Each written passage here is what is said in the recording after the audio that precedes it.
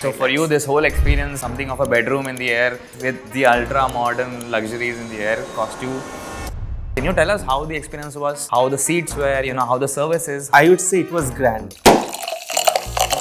How much difference is there in traveling economy and traveling a first class? They will just put the divider down actually. So it will just make a very big room for that. Just sounds too dreamy, A 2 BHK apartment in the sky itself. In this first class suite on Singapore Airlines, what does it actually cost? It will go around. So for 2,34,000 points, you were able to get a value of. One should experience it. They want to fly around the world. They want to explore other countries. Which are the top 2 or 3 cards that someone should aspire to get? So I'll just go by only the best card.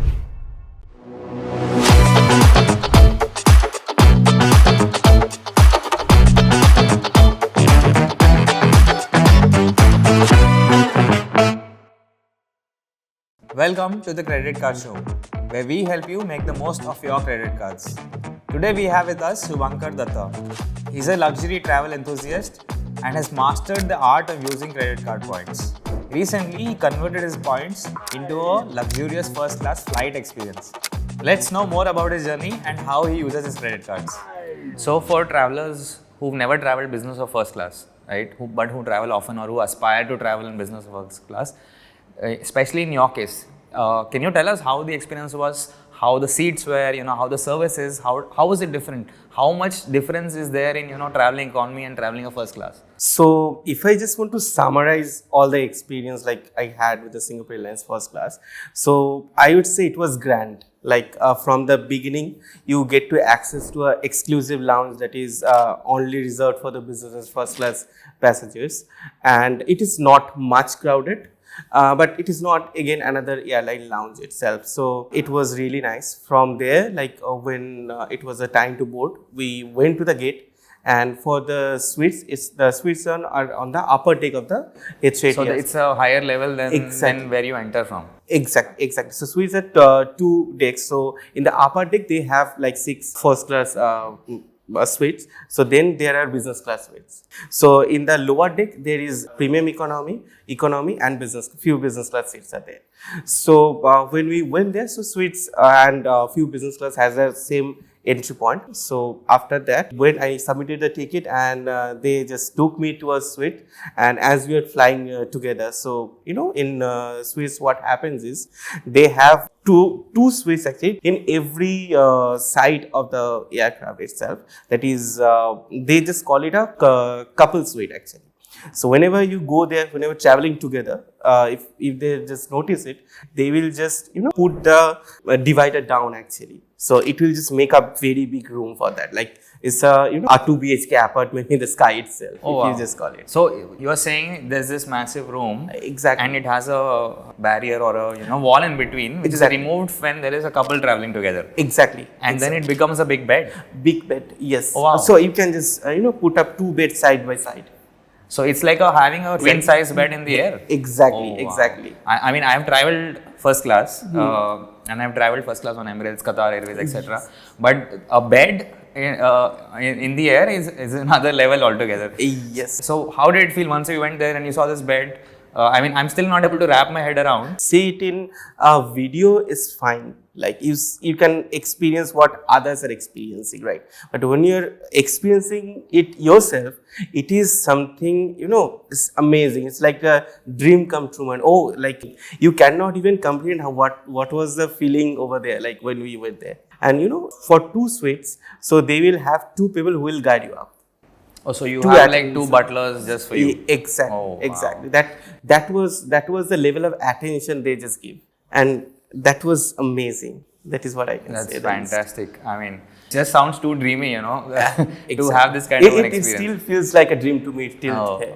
I'm sure, I mean, just hearing it, like it's like saying, "Ki, ek din mujhe to karna hai ye." Now that you've drawn a picture for us about how it looks, how it feels. What does it actually cost, for a person if they have to travel from Delhi to Bali in this first class suite on Singapore Airlines? What would be the normal cost? If you just go by sector, because if you're booking this route actually, so as the Singapore Airlines only operates their A380 till Singapore, not till Bali. So for that, you just need to call them and book this itinerary actually. If you're going for the monetary cost, it will go around per way from Delhi to Singapore, it costs around 1,80,000 rupees per person. That is 3.5 lakhs almost the total cost. And Singapore to Bali, it is around 40 to 45,000 it goes around. That is around 4.5 lakhs you're almost paying. So for you, this whole experience in the air, something of a bedroom in the air, with the ultra modern luxuries in the air, cost you 9 lakhs in total for the two of you. Yes, if I just cost, factor it by the monetary cost. Value. Exactly. Knowing you, you must have used a lot of points to make this thing happen, right? Exactly. So how many points did you use, and what was the remaining amount you paid in amount? Because I'm guessing you don't pay the 100% in no, points. Of course not. So what I did, I bought the business class first, right? Then I just had to pay the tax. The taxation amount was around 12,000 rupees, Indian rupees. So it was for 2 people, right? So then I upgraded. So I had to pay charge of, they just call it the penalty charge. So what we call in general term, that is a rebooking fee. Right, so that is around 2,000 rupees. So I paid from my pocket around 20 to 21,000 for that, and I upgraded it later on with the remaining amount of miles balance. So if I just go by the total miles balance, it will take 1,17,000 miles is the round trip cost of it. But the thing is, there is a catch actually. So 1,70,000 points will require you from Delhi to Singapore round trip in the first class itself. So Singapore has this amazing feature called merit route. Like, it's not only limited to Singapore Airlines, but there are other airlines that provides as well. So what we did actually, we had a sector that got complimentary, that is Singapore to Bali on the same amount of point. Oh, wow. So that's so in 1,70,000 you 1,17,000 points. I just 1,17,000 points for two of you. No, for per person. one. Yes. So about 2,34,000. 2,34,000 points, and the amount that you paid in cash? Yes, around 21,000 Indian rupees. So for 2,34,000 points, you were able to get a value of 9 lakh rupees. Almost, you can say. I mean, I think this is something that we often see on Twitter. What is the value that you get per point, and then I don't think I've heard of 4 rupees per point for such a luxurious experience. Yes. There are a lot of experience. You can just see all the points. But the thing is, I will rather focus on what the experience is. The experience is more than the 4 rupees value per point. It's something like one should experience if they want to fly around the world, they want to explore other countries. So this is a very, what I can say, a luxurious way to explore, I will say. So now that you've told us what we all want to achieve and how many points we will need for it, at an estimation, assuming that it will not change by much in the year or so, for a normal person who has a few credit cards, the first question that will come to mind is, how long did it take for you to generate these points so that you could use it for such a transaction? So if in your case 2,30,000 points approximately, so how long did it take for you to collect those many points? So I can just say you roughly. So most of the points were actually collected during the prime time of Axis Bank itself. So Axis Bank is the bank which actually introduced many people to this miles game itself. They started loving how the redemption actually happening, how important the credit card points are actually. So during that time, I had a few cards, right? So you have heard of Axis Magnus card, you have heard of Axis Reserve card. These two cards were my primary cards. Like I didn't have the Magnus first, I had the Axis Reserve. Because of my spending criteria. So it was much more favorable with Axis Reserve than the Magnus. So it took almost, I used to earn like 30 to 40,000 points per month. So you can just calculate from this. I had a lot of points even before the miles actually got introduced. So from there, it was a bit easier for me because KrisFlyer was the one where I transfer my primary miles first. So this was the prime period, but I think a lot of Axis cards have got devalued and revalued in terms of the points. So if someone has to start today, for you it took about say maybe 8 months from what the calculation that I can quickly do in my mind while you're saying it. But if someone has to start today and try to work towards it, what would be a reasonable time frame for them to try to achieve this? Now, I'm guessing your next question will be how much can you spend in a month? So let us assume that someone can spend 80,000 to a lakh a month on the credit card. How long do you think they should keep a reasonable time frame in mind? Because we don't want a situation where, the way you say it sounds too easy and, it can be misconstrued to say that, this is very easy to do. But it takes a while. It takes some time for you to reach that level. So in your words, I want to know, for someone starting off now or, who aspires to have such an experience, what is a reasonable time frame for them to keep in mind so that they can, one day experience this luxury? Nowadays, the way one earns actually, it's much more different that we used to earn 1 to 1.5 years back. Like the earning rate has been reduced, the earning category has been changed. So the KrisFlyer Miles, fortunately, is a very versatile program. From many other sources you can just transfer the miles from. From Axis you can just transfer. From HDFC you can just transfer. From Amex you can just transfer, right? From Amex, if you just go ahead, so it will be on a 2:1 ratio, right? And from HDFC it is 2:1. It is 1:1 ratio, right? If you just go ahead with Axis Bank, there are different cards with different ratios. So Axis Bank has different kind of currencies. Let's go for the most famous card of Axis as of now. So all we know, like Magnus was famous. Then what it came after Magnus, that is Magnus Burgundy, right? So in Magnus Burgundy, you can just transfer the amount of point you are earning to the frequent flyer program or the loyalty program in 5:4 format. So every 5 points you are earning 4 frequent flyer miles or 4 hotel loyalty programs, right? So there is a capping as well. So in a year you can just transfer till 2 lakhs points, right? Above that you cannot transfer. So as you can already calculate, like I spend almost 2,34,000 of points, right? So with Axis only, it is not possible in 1 year. Okay. So if someone wants to have experience in 1 to 2 years, right? What we used to have experience in 1 year, it will take around 2 years, 2.5 years for that. And KrisFlyer has a point expiry of 1 year. That's a hard expiry. You cannot recover the point, right? So you need to have a different cards, like from HDFC. If you have Diners Club Black, right? That's a very good card, right? If you have Business Black card, right? That's a very good card for the if you have a lot of taxation payment. There is HDFC Infinia. Amex card, there are a lot of value-added cards, like there is Platinum card. So you can earn, you have a lot of sources from where you can earn actually. So for Axis Bank, you can earn 6,000 points per 1 lakh spends. Right. So Magnus Burgundy and Magnus both have accelerated reward points after 1.5 lakhs.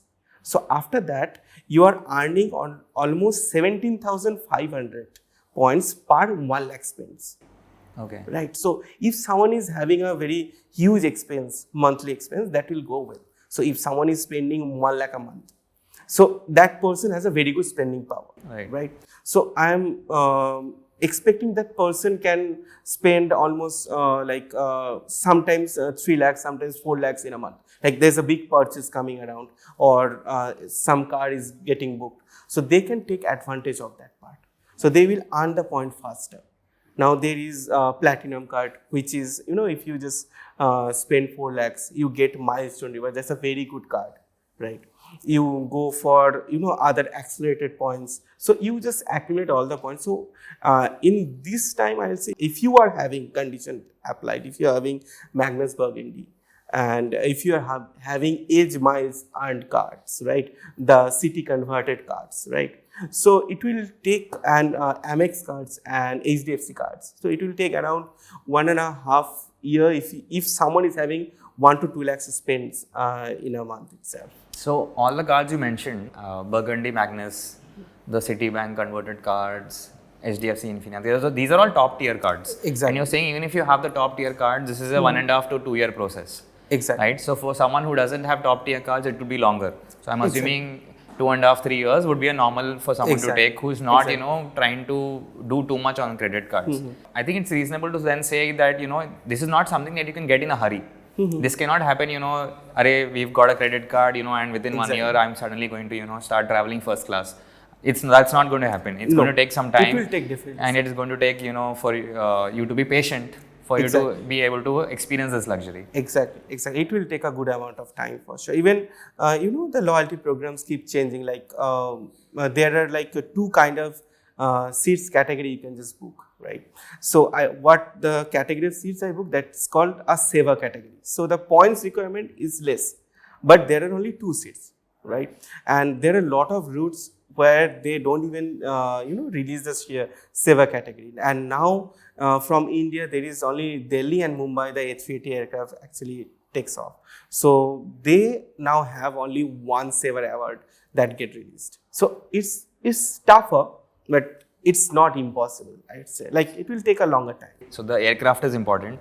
There's a saver and a higher category of booking. So there are 2 categories of booking, which determines how many points also you need. Exactly. And thirdly, there's the airline angle. So you know where the airline takes off from, which airline is it, which cities in India. So it's quite a complicated process. Exactly. Right? So for a common person, should they be thinking of so many complications, or should they just, worry about first accumulating points and then see how we can try to achieve it? It depends on person to person, I'd say. So if you ask my perspective, I will decide like where I want to, travel. Probably if I want to travel in Singapore Airlines. So I will find out the possibility of earning the points, right? So that is the second part, I will say. Then I will check in the third part, like what is my spending and what is the maximum return I can just get. So that is the 3 part I would say to focus on. So basically you are saying first decide the destination. Exactly. Then decide what is the best way to get there. Exactly. And then decide how many points you need to convert that into your experience. Exactly. According to the spends of the individual. So Subhankar, to experience this kind of luxury, to experience, this very aspirational kind of travel, which are the top 2 or 3 cards that, someone should aspire to get, which will make travels easier? Okay. So as you are asking for the base card actually, so I'll just go by only the base card that is available in the market. So first, you can just go for the Magnus Burgundy card. Second, which is the base card, I believe, Axis Olympus card. So these 2 are from Axis, and if I'm just jumping to HDFC Bank, there are 3 cards I'll just say. First is HDFC Infinia, second is a Dynastar Black, and the third is for the self-employed people specifically, that is HDFC Biz Black card. So these are the best cards you can just have to, to experience the crisp miles, in a best possible way. Okay, great. But the cards that you mentioned have very high eligibility. These are not available to everyone. Like for example, when you said Magnus Burgundy, the Burgundy account in itself is a very high criteria kind of an account. Exactly. Not everyone can have a Burgundy account and then try to get a Magnus Burgundy. So if for a normal person who is aspiring and in early stages of in their credit card journey, can you recommend something which is easier to get than these cards also? If someone wants to have something more easier to get cards, they can just go for a card that used to give a lot of good returns, that is Axis Atlas. It's a very good card and having a very good conversion ratio. This is the first card. Second card I will just recommend from the Amex. The first card from Amex I will recommend, that is Amex Platinum card. So Amex Platinum card has a very good return rate, right? So you can just go ahead with the card. And there is a premium card from Amex, but it is much more easier to get that card than this card itself, that is Amex Platinum Charge card. So you also get a very good joining benefit as of now what American Express is offering. Okay, so to sum up and for the audience also, Axis Atlas, American Express Platinum Travel and American Express Platinum Charge card, these are the cards if you can get, you will be able to use a lot of points for luxury travel.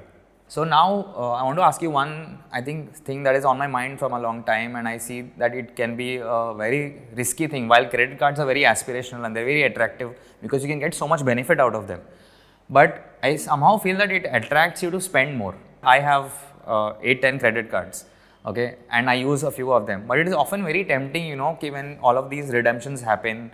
And when you experience this kind of luxury, it's kind of, tempts you or attracts you into doing more spends so that you can earn more rewards. right? So how do you stop that? Because it's I think it's a very big risk for people, you know, who are new to the credit card journey. It is a very easy temptation to get into overspending because you want to experience luxury. As you mentioned about temptation, so temptation, I believe, comes from heart. So you, for this regard, you cannot listen to your heart, you just need to listen to your mind. So whatever you are spending, that should be, you know, your cash equivalent. Like you would have paid it in cash, but you are now paying in credit card itself. So credit card should be used only as a cash alternative, nothing extra from that. So that is how you maintain. So it's a lot of psychology at play, right? You're saying you need to have that discipline and mindset to understand, you know, that this is not something that you should overspend on just to get those benefits. I think you put it very well when you said that credit card points should be just considered a replacement for cash. So where you were going to spend anyways, or the travel that you were anyway aspiring to do, this just makes it easier and more cheaper, but it is not something that you should chase after because that could lead to overspending. One thing you mentioned was the fee waiver, right? Yes. I think that's very tempting, or that is some often very highly spoken topic, is how do you get a card lifetime free, or how do you get a waiver on your credit card? Considering that we've been talking about credit card points and what they can get for us, do you think it is okay to still pay the annual fees? Because is the reward much more than what the annual fees is, or do you think generally it's not worth taking a card unless it is free? No, I'll just go with a paid card with a more feature, more rewarding than a lifetime free card. Because honestly, for a lifetime free card is a, you know, is a peace of mind. Like you never had to pay a fee, right? But honestly, those cards are not much rewarding if you just say. So we are someone, we want to have a lot of points, right? So we just need to see like which card, whatever money I am paying, how much return I am just getting as a worth. So you're all for getting a card even if you have to pay money for it, as long as the features and the points justify the amount. I'm just totally okay with paying the fee. Like if it is, you know, justified for me, like it's a person to person perspective. If it is justifying for my uses, I'll definitely pay the fee. Thank you, Subhankar, for doing this for us. It was great having you on the show. Thank you so much, Abhishek, for having me. It was really lovely talking with you. That was Subhankar. I hope you enjoyed the video. Keep in mind that while chasing credit card reward points, you don't overspend, you follow discipline and patience. As you accumulate more credit card points, you will reach your aspirations of luxury travel. But it needs to come with a bit of discipline and a bit of patience. Let us know in the comments which credit cards do you use for travel and which ones are you aspiring to get. And please subscribe to Personal Finance TV for more such content.